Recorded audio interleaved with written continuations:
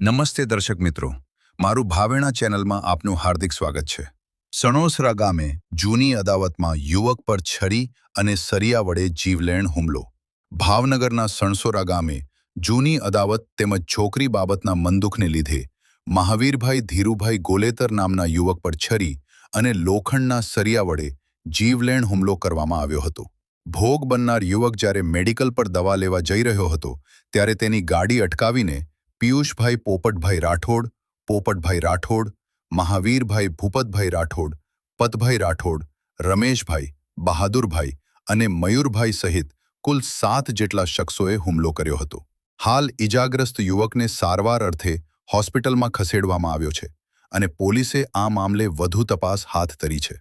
અહેવાલ હર્ષભાઈ રાવલ, ભાવનગર।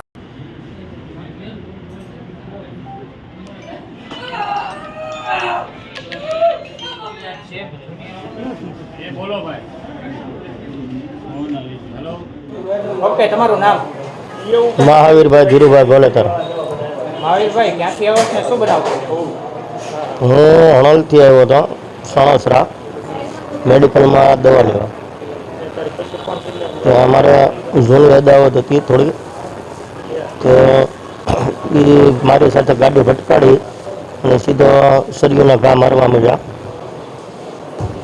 પિયુષભાઈ પોપટભાઈ રાઠોડ, પછી પોપટભાઈ રાઠોડ એક એનો મોટો છોકરો, પછી મહાવીરભાઈ ભૂપતભાઈ રાઠોડ, રમેશભાઈ રાઠોડ, બહાદુરભાઈ રાઠોડ, મયુરભાઈ બહાદુરભાઈ રાઠોડ અને બહાદુરભાઈ રાઠોડ, ટોટલ કેટલા જણા હતા? 6-7 જણા હતા। શું હથિયારો હતા? સાકુ, સરિયું, બસ થોડીક ઘણી અદાવત હતી, શું જૂની અદાવત? છોકરી બાબતની હતી। ત્યાં સણોસરા।